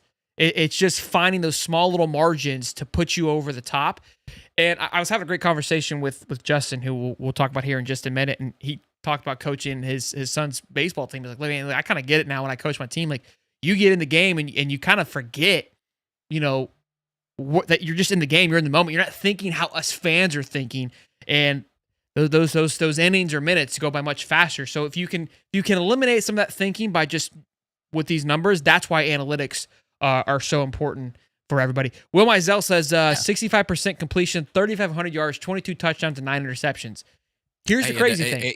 Hey, Will, 1,000 of those are going to Aiden, right? No question. Here's the crazy thing, right? That sounds like, that's crazy. Okay, well, again, Napier's average is 29.29, so an extra 500 yards, which we just said it's not hard to find because of what DJ's able to do on his long ball, which is the difference between the other quarterbacks that Napier's had since being here at Florida. 19 touchdowns. You get 500 more yards, you're going to find there's your other touchdowns, right? There's your 3 that you're looking for, okay? Or 4. Interceptions, 9. The average is 9. There it is. So you make the same mistakes you've been making. You get in a couple more touchdowns, a couple more yardage. Like that. Again, that's why I keep going back to is like, he doesn't have to go out there and do anything crazy. Just go be you. And there will be moments where you need to go be DJ that we could have utilized a couple of times last year. Probably the Tennessee game. We saw it last year. When he goes down and drives and ties it up, that's a DJ moment. That's when you want him in the game, right? But if you can have him in the beginning and just kind of do your thing, you're not going to need that all the time, because this system is just going to churn and burn, boys. That's where I'm at. Will also tweeted out, I saved this. Shout out to Will Mizell, Aiden's dad. It says he responded to Gator Dave's tweet. I don't know what Gator Dave's tweet was. They're speaking about quarterback battle. He says, I think the battle is for number 3. Warner is solid at 2, and that defense is looking really spicy. So listen, that's pops on the inside, boys. Just letting y'all know what's up. Y'all trying to argue with me about who's number 2. Kick and spin it. Yeah, I think also if you cut down on your turnovers, like say Lagway throws 3 less interceptions, that will obviously amount to more yards per game, and I guess more yards per attempt, more yards passing, and all that other kind of stuff. I mean, even the points per game, right? I think you said 28.7. I mean, you can probably. I mean, the Tennessee game stands out to me the most, where you turned over the ball in the red zone quite a bit that game, or when you had the advantage and you did get the turnover from Tennessee. You didn't take advantage, or you turned it right back over to them. If you can cut out just turnovers, I mean, DJ's probably throwing for well over that. And I think that's going to be really the significant factor in whether DJ throws for 3,000 plus or shoot, you don't turn over the ball a lot. He could probably throw for 4,000, but I don't want to clear that. I'm going to stick at 35 right now. But Again, man, could you like imagine? I mean, like look at Kyle Trask's stats. I think he only threw like 3 picks in 2020. I think it was 3 or 4. I can't remember, or it could have been 6. But either way, he threw for 4,300 yards that year. Now, I'm not going to say that the year he should have won the Heisman. Yes. He threw 8 interceptions. He did throw 8 interceptions. Okay. Yeah. Well, they did play SEC championship and all that stuff, but like, just think about it, right? I mean, you cut down on turnovers, you could probably hit close to that 4K mark. I mean, it's possible, and then you can increase your points per game with less turnovers and all that other kind of stuff. Kind of discussed that already, so I don't want to go back through that. But yeah, that was with almost a 69% completion rate, and I think he has Lagway projected to be at 63 or 64. So again, I mean, if he throws, what if he goes 66? Yeah, 66. A couple more deep balls. Again, I'm not chasing him. I'm chasing W's. But again, I think it was a great article because he was taking what we have at hand, the data that we have, versus what we like to do, right? Like, well, DJ's going to throw for 4,000 yards because it's DJ Lagway. Well, if you look at the offense doesn't call for 4,000 yards from its quarterback. But it also doesn't need to have 4,000 yards from a quarterback. Yeah. And look, to think that Dillon Gabriel only threw for 32, and I say only lightly because it felt like Dillon Gabriel in that Oregon offense throws for 6,000 yards because the way it looks and because the way it feels. But it was 32. It was a clean game, 6 interceptions, very low turnover margin. That was what made it successful. And I think honestly, the reason why Dillon wasn't more in the spotlight was no Heisman moments for Dillon. No big time moments for Oregon football last year. And I said it going into it, I was like, this cat's not going to win because it was almost too much clean football. Like they just flew through the Big Ten. I was just looking through some of these stats, man. Lagway against Kentucky, 18.5 yards per attempt. Crazy. And the other thing too, people don't realize is Carson Beck, when he, not last year, but the year before that, threw for 42 or 4,400 yards. Was not invited to New York, which I was in awe from that. Yeah, I thought for sure he should be invited. So yards don't always get you there. Again, we're arguing a different thing here, but you need W's at the end of the day. You need W's. And just play in the system that what you're in, right? Rock and roll in that system. But great stuff. I think Bozeman's going to miss out on his first day. This is unbelievable. I texted him, and he's not like... He's calling in sick already, isn't he? This is crazy. This is like I am shocked. That's a fireable offense, man. That's not a good look for your first day to miss. That I will say, because he gave me flack for not because he was supposed to be part of it last year. I completely dropped the ball, and you're gonna miss day one. You might want to give him a call. I'm gonna do a quick little ad read for our guys. So see if you can get him on, Dave, to save his behind end here. You want me to text him? Let's give a huge shout out to Best Value AC, boys and girls. Let me tell you what's going on here for a second, okay? My guy Justin at Best Value AC and Heaton LLC. Give him a call at 386-677-6055. Your Ormond, Palm Coast area. I'm sure he could probably hook you up here in the St. Augustine. You just give him a call. This man right here reached out to us when I put out on the show. Like, hey, we're trying to get the garage cooled down a little bit, all right? Because we want to do some watch parties out there with the kiddos coming in. I can't be screaming and yelling in the house. So I went out and created another man cave, if you will, outside there. And it's been the kid loves it. We got a little golf simi. He's been hitting golf balls. He's been playing darts. Me and the little man have been having a blast out there. We have our own little playground. But I was like, it's hot. Justin came to save the day. Got us a little mini split, okay? This little like air conditioning seems up against the wall. Don't even know it's there. Full blown remote. Boys, I swear to goodness, in the garage last night, I had on a hoodie, pants, and slippers. Freezing. Sean, why are you turning up? Because I didn't want to, okay? Because I could. Because I could. If y'all got a room, a spot that you try to get cooled down quickly and efficiently, and you don't even need to have installation in there, because I'm telling you, this thing runs like an absolute champ, give our guy a call. Give our guy a call. It's going to be sponsored the entire season, okay? That man cave is going to be the best value man cave, because we are extra cool. Mike's lucky he's calling in. Give him a call, boys and girls. 386-677-6055. Tell them the boys at High Top sent you. Okay, cool your life down a little bit. All right, it's hot out there. It's hot out there. If you've been wanting to get the man cave going, the wife's kind of nagging at you a little bit. You want to go create your own space. Get after it. We did it. You can do it too with Best Value AC and Heating. Yes, sir. All right, boys. Bozeman was on the hot seat here. We thought Napier was. I was. Woo, boy. Oh, there he is, baby. I thought you were gonna miss What's up, it. fellas? I thought you were gonna miss. I can't hear. You can't hear. I can't hear. No, I'm here. Can you hear me? I can hear you. I can hear you. No, I was We waiting thought- for the link. I didn't get no link, and then I put on Do Not Disturb so my phone wouldn't mess up during Okay, the fair enough. interview. So, Fair enough. My Respect. bad. I'm in. Respect. Let's go. Respect. I'm I here. was worried. We I was made him- worried. I was like, "There's no we way made this him- guy's gonna miss this. Like, there's no Hold on. way." No. All Let right, me boys. just Let's take a sip from the chalice real quick. There you go. We're really gonna promote another show while you're on this show. No. Nope. Let's do it. That's unbelievable. That's a Dave Wow. move. I said chalice. I didn't say nothing about a show. I didn't say Yeah, that cut about. it I didn't say out. that about go watch Josh Payton. I didn't even say that.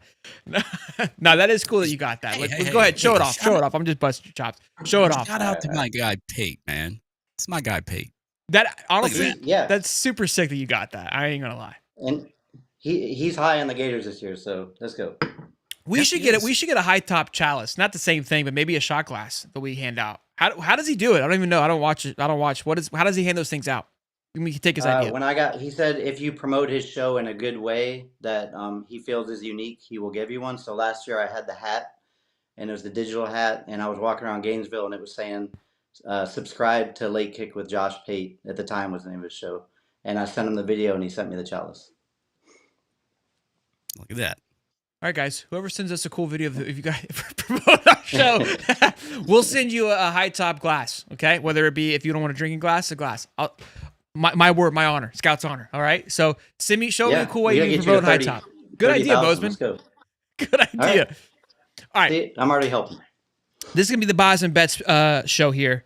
Obviously, we had Ty last year, but Ty was he didn't show up either. But we'll have Ty on tomorrow. He's gonna do pick'ems too. But Bozeman, look, guys, he's not just a pretty face. Okay, this guy's got big brains. Okay, and is dialed in when it comes. This guy flies to Vegas on a regular basis because of his wins. He tries to bring me every year. It's like Bozeman. It's Christmas. I don't know what are we doing, but He's dialed I'll in keep with his trying. betting. He understands the bookie system. So look, Dave and I are going to give you the emotional picks.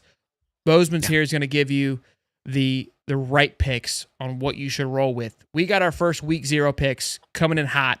We're pumped. You see your little logo? You're going to be the best bet, Chip. You see what I did there? You like that? Oh, did you? Let me see if Yeah. I can zoom in on those. I'll make this bigger. I'm lost. All right, I'll look at it later, but I'm sure it's awesome. I love it. All right, Dave, My- you're going to kick us off, big fella. We got UNLV minus 26.5 versus Idaho State University. Go Tigers. Talk to me. Look at the glasses. Bro, you know shit just got serious. Throw on the spectacles. I got to read my notes, boys. This is so good. This is so Hey. good. All right. When There you we get go, old, man. you need glasses. Don't hate.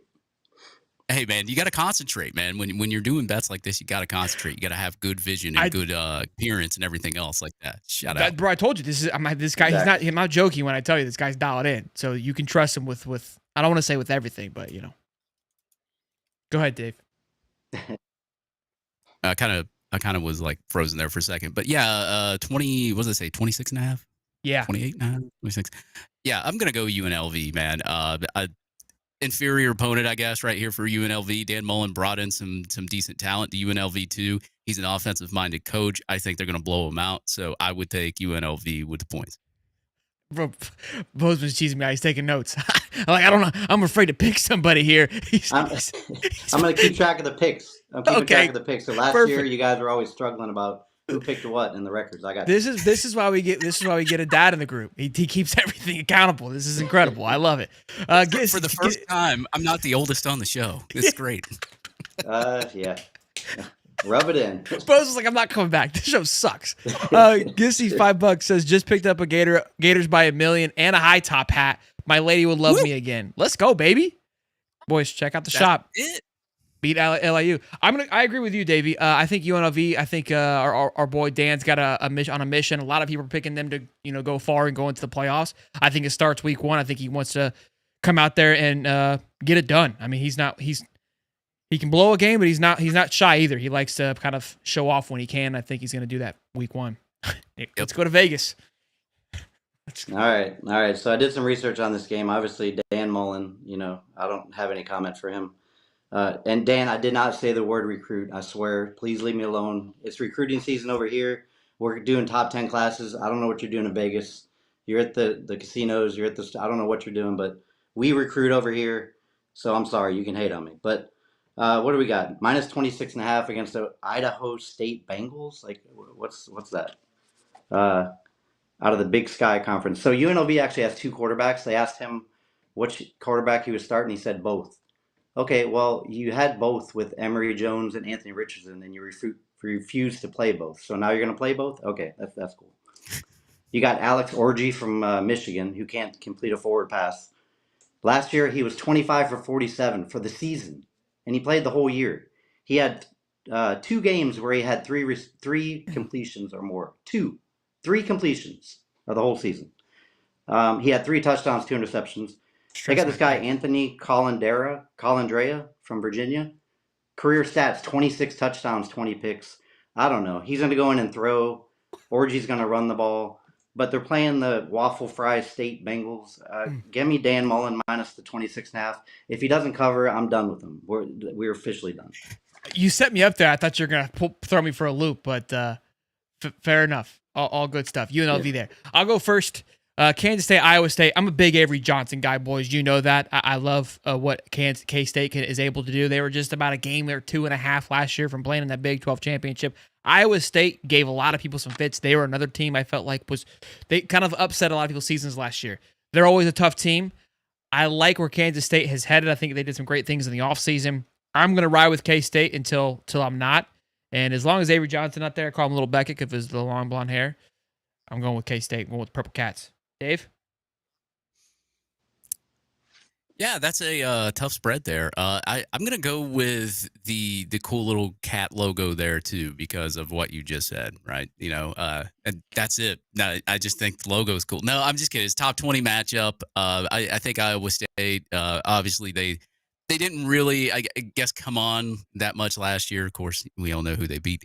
But, if you can take care of him, you can take care of Cam, you can take care of KSU. But I am going to go to KSU. Bose? Big one. Yeah. So this is obviously probably the best game of the week with the 2 ranked teams. The rest of the matchups aren't the greatest. But Avery Johnson, you said it. I mean, he's, dynamic. He's been dealing with some injury issues the last couple of years. But last year, he had 25 touchdowns, 10 picks, 2,700 yards passing, another 600 yards rushing. Iowa State, Rocco Beck's a good quarterback, but they lost their top 2 wide receivers that both had over 1,000 yards to the NFL. I mean, when's the last time Florida had a 1,000-yard receiver? They had 2 last year, both gone. Lost their starting center, lost their starting left tackle. He's going to have to run the ball. Well, the strength of K-State's the rush defense, so give me K-State -3. It's in Dublin. We remember what happened in Dublin last year. The Seminoles had a little bit of a hard time there, but I was in Vegas watching that game. That was fun. I was cheering on Florida State fans next to me. They were hating me. I was wearing my Gator stuff, but that was a fun time. But let's go K-State -3. That's the best pick of the day. Bozeman's dialed in. I love it. He's a little nervous, I can tell, but I think he's finding a rhythm, which I'm excited. He's not going to go first because he's not going to give us any tips and tricks. So, Dave, you're going to pick here between Stanford and Hawaii. Hawaii is favored by -2.5, which is crazy. Stanford, you get no love here. Yeah, Stanford took in a transfer, I think, from Oregon State last year. I think he's thrown 4 touchdowns, 4 picks last year. Hasn't really had much playing time. Of course, Hawaii is Hawaii. So it is really hard. I think so. Stanford hasn't been that great lately, right? And I think this time, I think they're due for a decent year.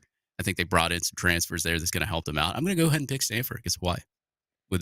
You could tell, boys, we're in deep waters here. Talk about Stanford and Hawaii, okay? But it's football, so we're going to do the best that we can here. It's unfortunate because Stanford, I mean, obviously, in my opinion, was not a household. It's not a household name. I'm not saying that at all, but it was a name that would be fun to watch. It's definitely has fallen off over the Andrew Luck and McCaffrey days, to say the least. I got to stick with the bird here, though. I know Hawaii. I think they had some fun games last year, but I thought I was high on Hawaii. I think at the beginning of last year, and they got absolutely curb stomped. So that is how much that I've got from Hawaii in the Stanford game. I'm going with the birds too. Let's see if so far we're 2 for 2 in the boss picks, which I feel good about that. But you guys are about to be 2-1 because you didn't do your research here. We got the Stanford Cardinal. No. Why are they just singular? Why aren't they plural? Stanford Cardinal. Okay, whatever. Out of the ACC, they're still going to beat the Seminoles. They're one bird. It's just one bird. It'll beat the Seminoles against the Hawaii Rainbow Warriors. You know, Jason Momoa. Jason Momoa is from Hawaii, so Rainbow Warriors is kind of a fitting name there. So Jason Momoa is going to be in the crowd. The Stanford cheerleaders are going to be staring at him. They're not going to cheer. Stanford doesn't even have a coach. They got a Frank Reich as the interim coach. He was the Bills' backup quarterback. He did lead the biggest comeback in NFL history back in 1992 against the Oilers. But Andrew Luck is their GM. You mentioned Andrew Luck. He's 35. He's the GM of the team. The whole team transferred out.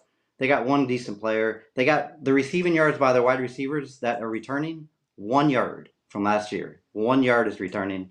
The Hawaii Rainbow Warriors beat the Stanford Cardinal singular. the best part, we got like Rayman here delivering cracks and jokes. It's like the driest it could possibly be, and I'm dying, bro. The guy, like this is better than I thought it could be. Like genuinely, They're called dad jokes. This is exactly what the show needed. It's the perfect dose. I love it. All right, let's do it. Next, who's next? Mike said, "Who's next?" I hope you don't miss a one. Burner? I hope you don't miss the a next barn burner. It's a barn burner. Bozeman, is that what he said? What do you got? Bozeman's got bedtime, boys. We gotta hurry up. We got Kansas at Fresno State. Kansas favored by 12.5. Listen, I love Avery Johnson, which is Kansas State. I love Kansas football. They're fun to watch. Kansas they ruined your season. 12.5 is obviously the big question mark here. I think they handle business, pull away late in the second half, and handle their business minus 12.5. Davey? Yeah, I would go ahead and go Kansas there too. I mean, they got a returning quarterback. Quit copying me. Senior. Wow, look, I'm looking at this live as you are too. Okay, so they got a returning. I sent it senior to everybody today. You could have been prepared. You didn't send me anything. I don't think I got anything. Bozeman. It was in the group chat, buddy.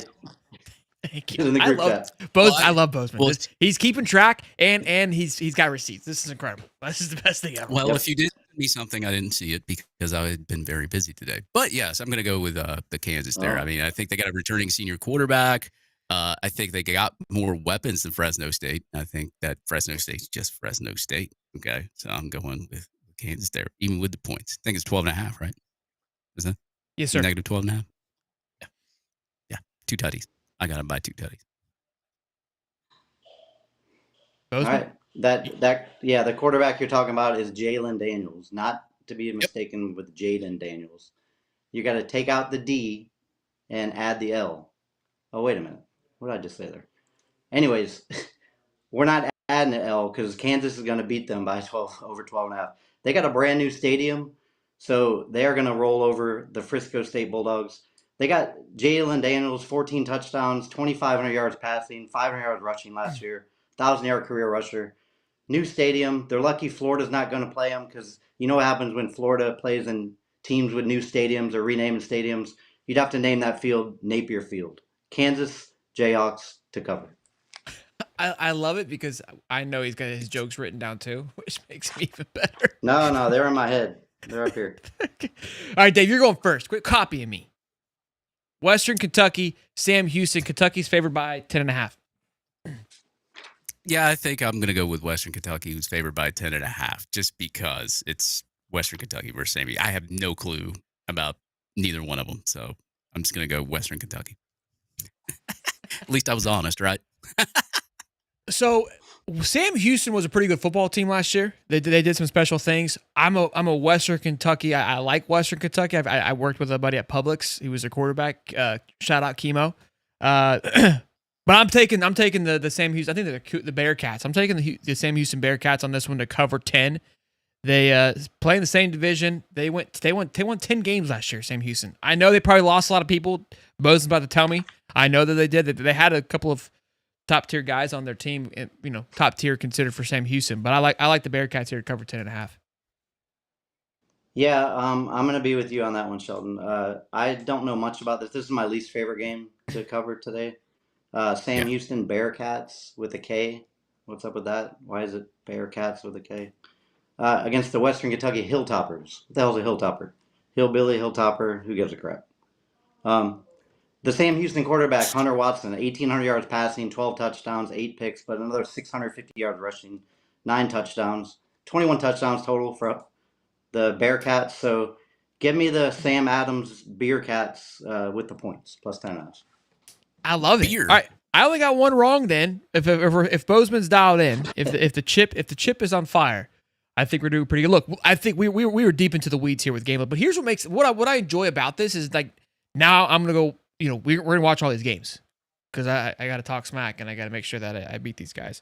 But what we need to do next week, Bozeman, is we got to have a Bozeman parlay. All right, that's something you got. Do you have one this week?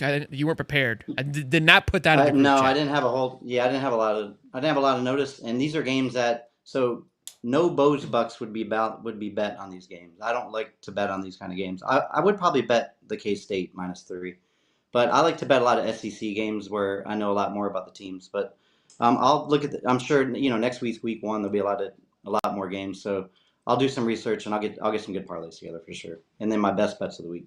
I'll get you the game.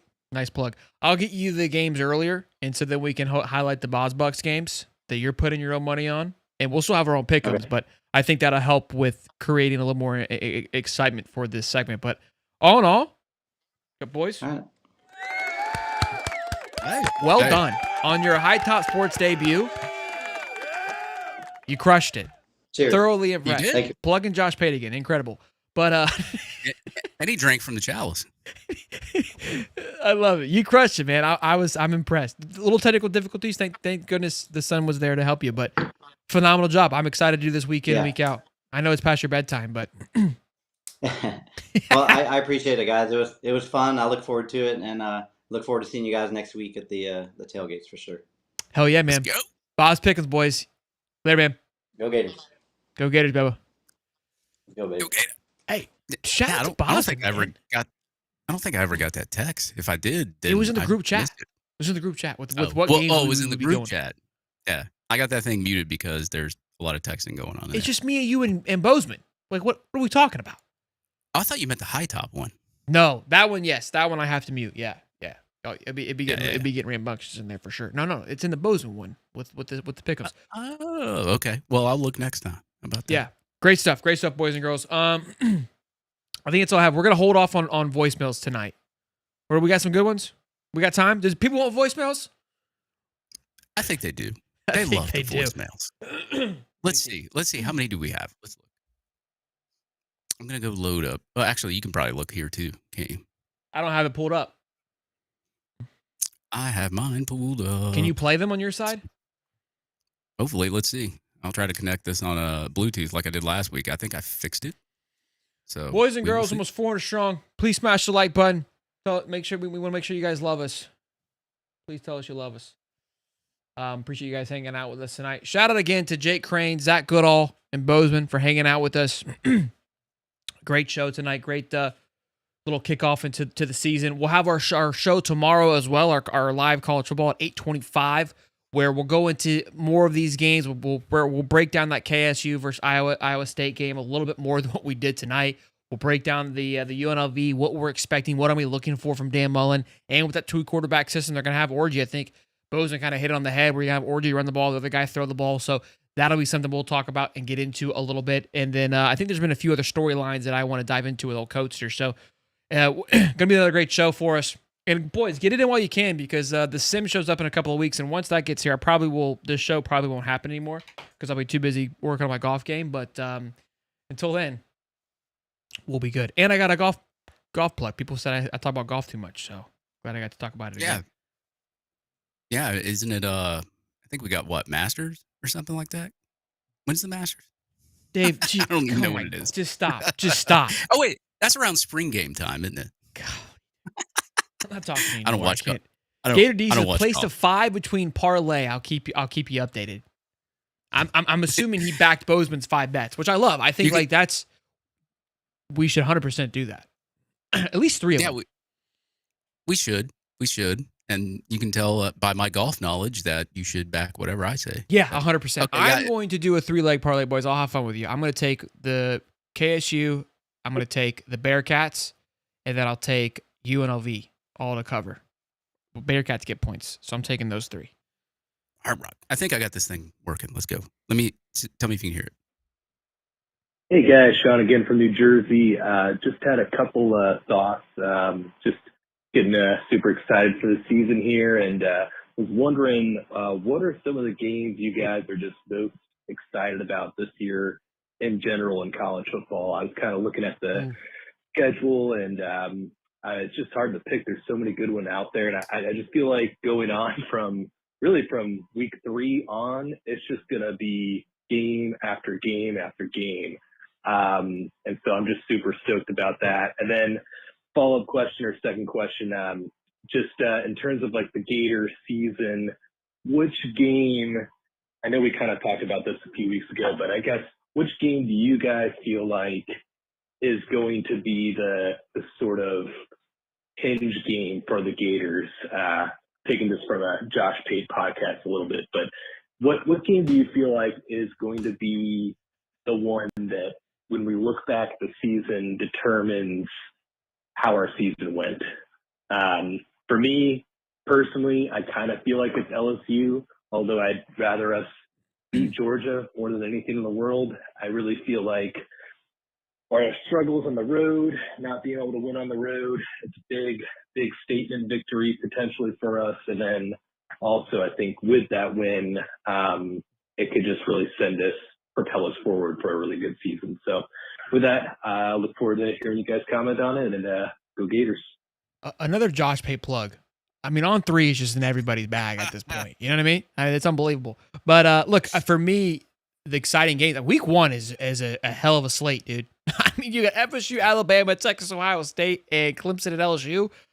I mean, I've never been so excited. I haven't even looked any further because I'm so pumped for week 1. Like, I can't remember a time where I was this fired up. Bro, you got a 1 versus 3. Week 1. You have 2 top 10 matchups week 1. I mean, what more do you want? And you get to see Florida State get blown out again. It's great. Exactly. I mean, you could ask for anything better. I love you too, the Fifth Mutant. Yeah, I love you too. So I guess the important game, I guess that would be on our schedule. I always pick Georgia just because they're always a top 5 team. We play them every year in Jacksonville. I don't like them because I live here. I think Jay Crain said it, man. Florida and Miami. I mean, it's not the most important game on your schedule just based on the ranking, but from a morale standpoint, a fan, I guess, interactive standpoint, they went into your house last year. They blew you out. They talked to your recruits. They still didn't get a better recruiting class than you did because they suck. But they did all that. And now you're going to sit here week 4 and you're going to remember that. And I'm pretty sure that a lot of those players returned and they're going to remember that. I think that game is very, very important just from a state of Florida thing, just from a fan morale thing, and just for beating a top. I'm assuming they'll still be a top 10 team unless they just kerfluffle against Notre Dame. But from a morale standpoint, yeah, you have to win that game. I don't say you don't have to win that game. You can lose that game and still be fine through your schedule. But from a morale standpoint, you have to win it with the fan base because the fan base had a bad taste in their mouth last year from it. And I think that if you win that football game, even if you do lose to LSU, a lot of those fans aren't going to really care as long as you can go into Texas A&M, and pull off a victory from one of those games. So I don't really think that an early loss, I guess, would be bad depending on what you do afterwards. I think it's Georgia. And the reason I say that because if you look at the schedule, LSU, he's beaten Brian Kelly. He's beaten Mike Norvell. He's beaten Lane Kiffin. He's only played Elko once, so you can't really put that into perspective. He only played Mario once. Beaten Bob Stoots once. I can't think of Mississippi State. Lebby once. The point of it is we've got W's over these coaches. Whether we played them 3 times or over 2 or more times, we've beaten them. Kirby's the only one that he hasn't been able to overthrow. So I think that's going to be that's a monumental moment for the team and for Napier to kind of get that monkey off your back. It's like Georgia and Bama. It's like Florida and road games. It's one of those things that you need to see happen to throw. We've only played Sark once, so again, I don't put them in that same category. What I will say is that outside of Georgia, when Billy gets a second look at a team, he seems to do well with them. I was trying to think about it, who he's done well with. Outside of FSU, because they had Jordan Travis, and then the year following, Mertz went down. So I don't really put a lot of stock into that. But Mark Stoops plays them second time around, or beats them the first time, I think. I think actually he did lose back-to-back, actually. Won the third time, though. Who was the other one that I was thinking of? LSU, obviously, second time through, gets a hold of them. We played Arkansas. We didn't get to play them again, but we lost to them. But anyways, I think that the Georgia one is going to be a big one. Next call. Yeah. I love High Top Sports. This is the last time on this season that I will leave a message, but I love High Top Sports. That was it? This is why you need it. That is it. That was on Saturday at 7:30, so you know what Love you too. Hey, Dave, Sheldon, this is Gator Josh. I just had a couple thoughts. Something that Stephen Harris said, I think it was last week, about the guys on the second and third and fourth string and how they play on scout team, and then something that Napier's always talking about, building quality depth and stuff. I think a lot of Gator fans, we tend to not have patience, but I think you really do need those second, third, and fourth string guys, and I think that's why Billy Napier is so adamant about having a big walk-on roster. If you think about where we were at a few years ago when he took over, we didn't have a very good team. We didn't have good players all around. We didn't have the depth and quality depth needed for our starters to get better, to be pushed.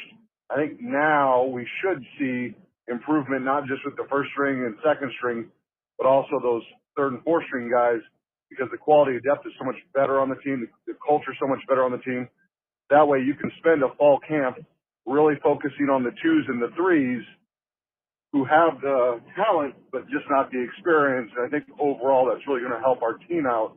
I think for the first time in 4 years, really more than that, if you want to include the Mullen years, you're going to see a team that has the culture, but really the quality, depth, and the talent at the first deep, second deep, third deep, and even at the fourth guys, that'll overall make our team better because they're getting pushed in practice. The scout team is not the scout team. Can you imagine the scout team that played for Mullen in this first year versus this year? Just the quality and the talent at that level is going to push our guys better as they prepare each game week. So I know it was a little confusing. I was bouncing around on my way home, but love the show. Keep it up. Go Gators. My man, My love guy. you too. Look, I think I like where he was talking. I've actually thought about this a little bit, and he kind of re-sparked that thought. When you think about after Urban, where we went to Muschamp, McElwain, Mullen, then Billy. I've said this from time to time, where obviously Billy comes from that Saban tree, and the Dabo tree, so he understands what a championship caliber team looks like, functions like, etc. Right? Muschamp, in my opinion, was too early. It was too soon. Didn't have enough in his book bag, if you will, to truly build a football team. He had the passion, the energy, the want to get there. Just didn't have the tools and understanding of how to truly build a football program. Like that's just what it was. I think McElwain fell into that same category. I think he may have had more experience as a head coach, but trying to implement what he knew into a Florida system, same thing. Now Mullen, you could argue the complete opposite, where he grew up coaching under an era like Urban Meyer, goes to Mississippi State, has success. But here's the thing, though. I think that what was ran, again, but even by talking, the more and more we talk with Stephen Harris and these other guys, the way that team was ran, I mean, you kind of caught fire at a great time. I don't necessarily know that it was the foundation that was placed in. You almost kind of had a foundation placed in by Zook and then just had the right guy take over the reins a little bit. I'm not trying to take anything away from Urban, but my point of it is that I don't necessarily know if he saw a true build up, and it was so long ago, and I think that he was able to ride and kind of get away with not having to build a full system from top to bottom at Mississippi State. He could have success at a Mississippi State standard by getting by not having the 3 and 4 depth. And I think that's what something Billy has come in and tried to do, and it's taken a little bit longer than we would like, but now we're starting to see, you reap what you sow, and that's starting to pay off. And again, what he was alluding to, that 3 and 4 guys are, you run much deeper. And again, when you see that, hey, think about when we talk about the Bama teams. When somebody goes down, nobody even flinches. Like you literally, it's more intimidating, honestly, because you're like, oh crap, who's next? Like, what do they have riled up in their laboratory that's going to come running out to the football field? Like it was never a concern for Bama to lose people. And I think that speaks to having a quality depth all the way through, that you genuinely mean next guy up. Yeah, well, I mean, Napier learned from the best, right? And I think the thing that separated Napier from a lot of the, I guess you could say, Saban disciples is the fact that he sat there and really studied. I mean, he really took effort into studying the method of Saban, how he ran things. And of course, Billy Napier's his own guy. I'm not going to compare him as a Saban disciple or anything like that, because we could call him a disciple of Clemson. We could call him a disciple of whatever school he was before, he got to the University of Florida. But I think, the trips he's had as a coach, I think has really, I think he's made some mistakes, but part of coaching is making mistakes. And I think that he didn't really walk into a great culture when he got here, and there wasn't a lot of talent. Like based on the SEC and what talent that they did have, he didn't walk into a very talented roster. He had to build with what he had to, and he had to get guys from the transfer portal like your Ricky Pearsalls and all that. So I think, with him kind of bringing in these walk-ons and having, good 3s and 4s. I mean, the good part about it is if you never have to use those guys, they're good practice dummies, right? And I hate to call them practice dummies because they're going to be like, what the heck? You calling me a practice dummy? But like, they're good guys to practice with, because if you've got, I'm just kidding. But if you've got guys running 4.5s, 4.4s, you're practicing against, regardless of whether they can, spin a football or run a route or whatever, you're still going against guys that are good quality guys that have speed. So you're going to be up against guys that have speed in the SEC consistently. So I think it's good to have a good lineup of 3s, 4s, walk-ons, whatever. And don't listen to this dummy because I called you guys dummies. So you can go ahead and when you see me on the Gator walk, you can just go ahead and just pat me on the face a little bit. Just don't hit me too hard, all right? But no, I mean that was the wrong word. Shouldn't use that. But yeah, I think it's good to have a good roster behind your 1s and 2s, because that's just going to elevate the guys that you have on the roster, 1s, 2s, and even 3s. Prepare them to come into a game if they have to. So I think that's. I think Napier's done a good job of that, especially with the walk-ons and such. So, amen. Hit me. Hey, Shelton, Dave, I got a question for you. This is Gator Josh. okay. Based off how Billy Napier calls and runs his offense, using how they've done historically and what we think DJ Lagway can be, mostly obviously through the air, but also with the speed and how he played last year. How do you think this team best would score 40 points a game on average? Would you rather see DJ throw 250 yards through the air and the team have 250 yards total rushing, or DJ throw for 300 plus yards and the running game only get about 150 yards? What do you think? I like to see both. I want 500 yards. I honestly, yeah. Hey, man, if we get 500 yards a game. Yeah, I want 500 yards and 40 points a game. I don't care. I mean, Billy could score. I don't care. I just want W's, man. I don't care where it comes from, to be honest. Yeah, I think, I mean, it'd be cool for these guys to hit certain individual stats, but yeah. Yeah, I mean, that's the thing. Like, I would rather, however the game's flowing, like, if they can't stop the run, I want them to keep running the football. I could care less if DJ throws for 100 yards, as long as Jaden Ball, Jacoby Jackson both have 300 yards rushing and we win the football game. But if DJ Lagway throws for 500 and it just balls out, I mean, of course, we're going to hear more Heisman talk and all that other kind of stuff. But a lot of these guys are just team players. They just want to win football games, and that's kind of what I like about the culture that Napier's built here. Yeah, I want the best offense that has the team flowing in all cylinders. Yeah, you run the football, you wear down the defense, you pass the ball, then you just kill their confidence. So. Yeah. What's going on, Shelton? What's going on, Dave? It's Chad Hayes, your favorite fireman. Real My quick man. point here. I just wanted to kind of touch back on the tweet that y'all tweeted out about the most important game. I stand firm on Miami. I've thought about this a bunch.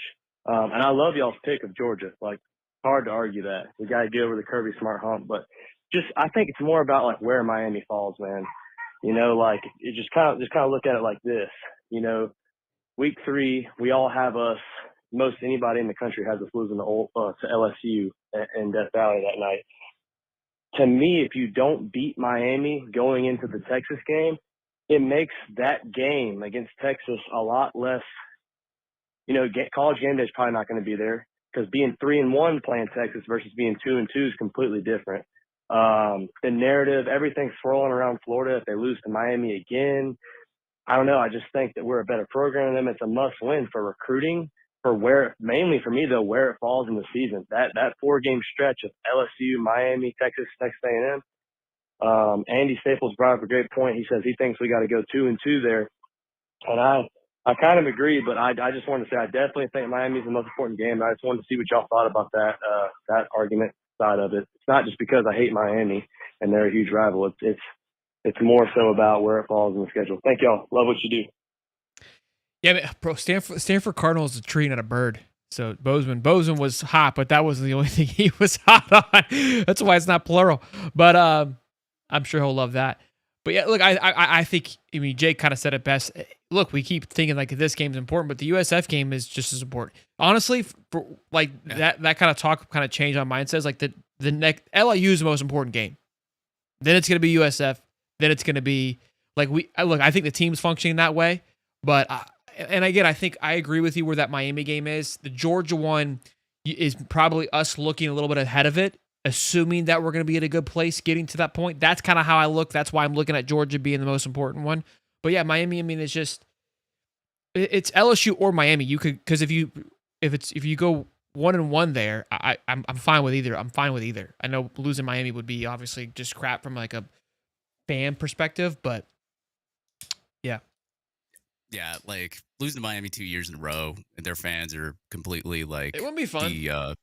They're like the New York Jets of NFL. Like they're terrible people, but like, yeah, you got to beat Miami, and then like Georgia, like you haven't won since 2020. Like you're gonna lose to them 5 years in a row. I mean, like I can't remember the last time we lost to Georgia 5 years in a row. It's probably been a long time. So I mean, that's just an important game just based on streak and history and you turning the corner.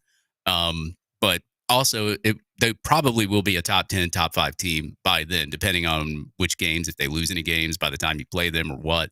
But yeah, they have to be the 2 top important teams like on your schedule. I mean, just from a recruiting standpoint, not even really a morale standpoint, but more of like I don't know, a program standpoint. It's like you don't want Georgia fans saying, "Oh, look, we beat them 5 years in a row." They're already telling us we beat them 4 years in a row. Now they're going to say 5. And then you're going to have Miami fans saying, "Oh, we beat them 2 years in a row. They suck." And we know we're better than them. Like, we let them off the hook last year. Like, so, yeah, I would say that those 2 games are, yeah. How many more calls? No mas. That was it? That was it. 5. Well, great call-ins. A lot of great questions, great thoughts, great conversations per usual. Appreciate y'all always calling in, showing your thoughts and your appreciation. Means a lot to us. Thank you so much. Also, too, shout out to let's see here, a couple orders on the shop here. My man Gissy got one.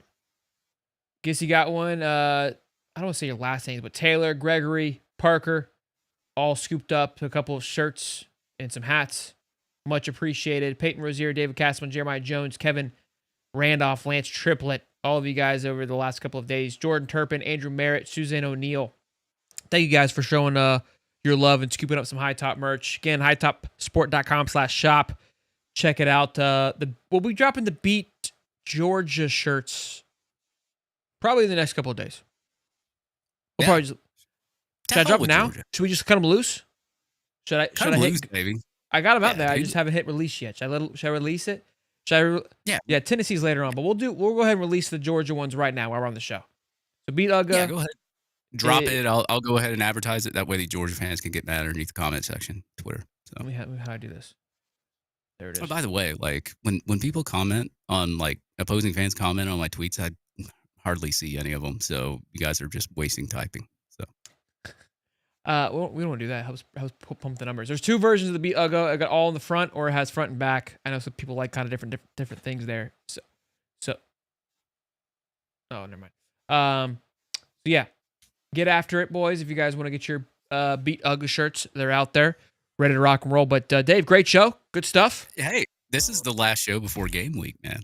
Like game week show we got next week. Fired up, boys. Almost 350 plus strong, 400 at one time. Let's get to 200 likes before the show ends. Much appreciated, boys, as always. See you guys live tomorrow, 8:25 for our college football show, talking all things college football, all the games mainly, and some other news stories that have happened over the last couple of weeks. Notre Dame names their starting quarterback. Ohio State gets Julian Sayin.